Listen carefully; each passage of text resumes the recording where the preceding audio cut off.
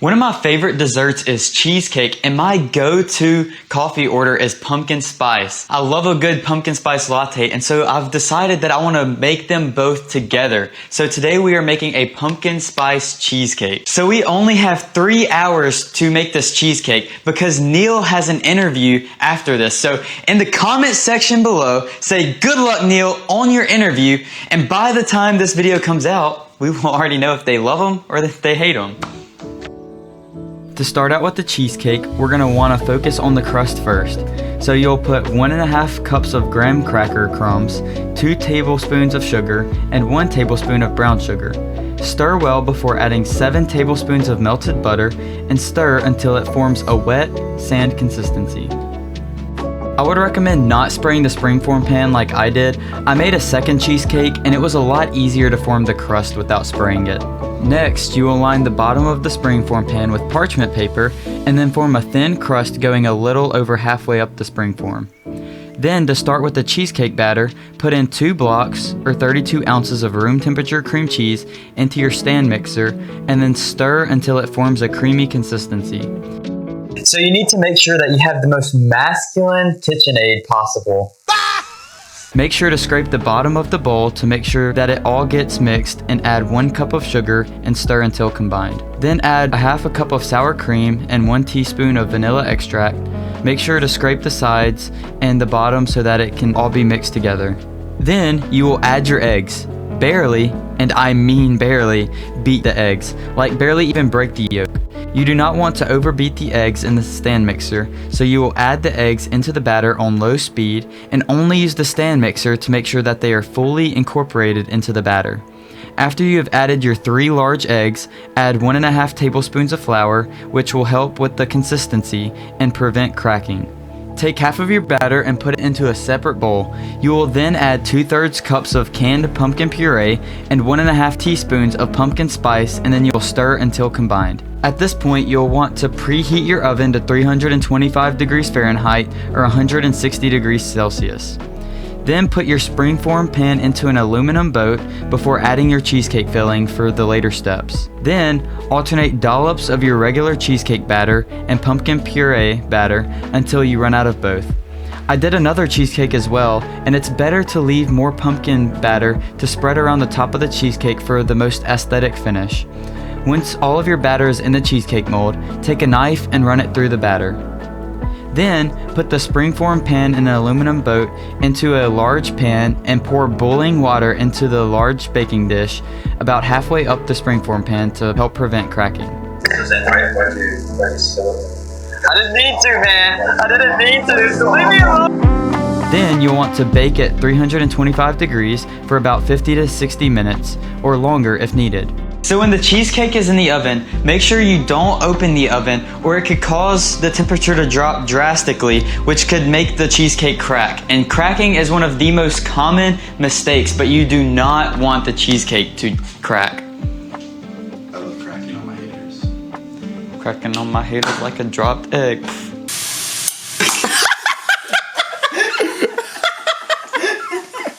When checking the cheesecake, lightly touch the center of the cheesecake, and if it sticks to your finger, it needs more time. But once it's done, the batter should not stick to your finger.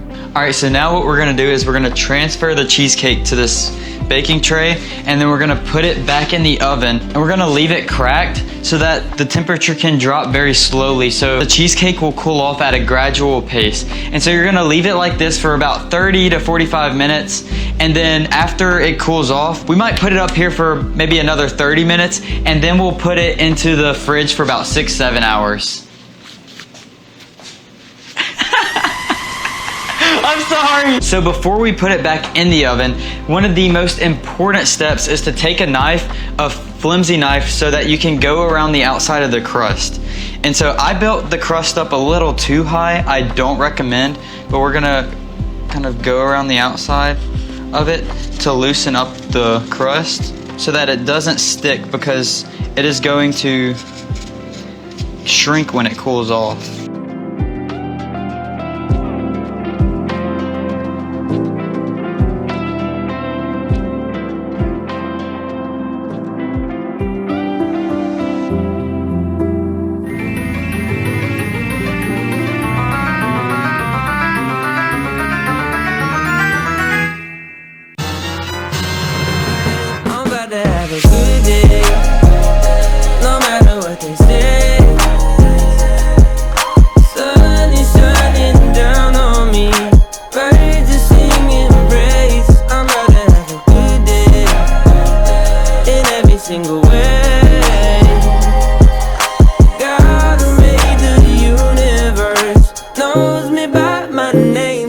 a good day. If you like this very masculine KitchenAid, then you should consider liking, subscribing, and hitting that bell notification. So overall, I think that this cheesecake is a huge success. We brought another cheesecake that was a lot prettier than this one to the church yesterday, and there was people basically fighting over it. Like, not actually fighting, but they really wanted a slice of the cheesecake. And I brought a slice to my BCM director, and he almost didn't even get to try his own slice of cheesecake because there was 4 people that stole part of his slice. And so I really do think that this is a great cheesecake. There was tons of people that gave really high compliments, such as this is the best cheesecake that they've ever had. So I would highly recommend making this for Thanksgiving because y'all will not be disappointed. Now we are going to hear from the man himself. Sam, how was the cheesecake? It was good. It was really good. Yeah. Mr. President, what did you really think?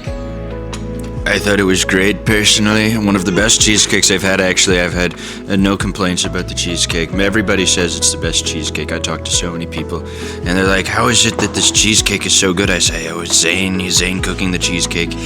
He makes the best cheesecakes. Really great guy, actually. Okay, guys, we're gonna have to say bye to Sam because this is his last video he will appear in. He got married, and so now he's going to Tennessee. That's his wife. Say hi, Laura. Laura's a little shy. As a Brazilian, I've never had a lot of pumpkin in a sweet sense, but this was really great. It wasn't overwhelming. I could really taste the cheesecake flavor.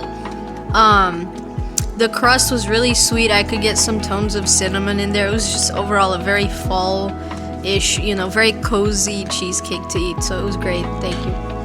That was the best review we've had on this channel. Now for Neil's fiance, Lauren. Lauren, how was the cheesecake? Yummy.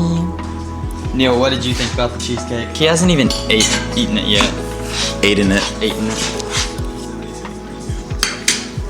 I tried the filling when we were making this the other day. It tastes similar, but I only tried each of them individually. Meshed up together, they really go well. Each side isn't that overwhelming, honestly. I'm not even that much of a pumpkin fan, but this still goes really well together. I mean, if I've tried 10 cheesecakes, this definitely makes the top 2 at least. Neil is also a picky eater, so. Yeah, I actually am a picky eater, so for those of you out there, you'll be fine. Let me be on this side of the camera now. Should they make it for Thanksgiving? Yes. He said yes. All right, Zane's mom, what do we think? So yummy. Is it cheesecakey? It's very cheesy cakey. Is it very pumpkin-y? That's really good though. Is it really? I like it. We never throw things away. A lot. We keep everything.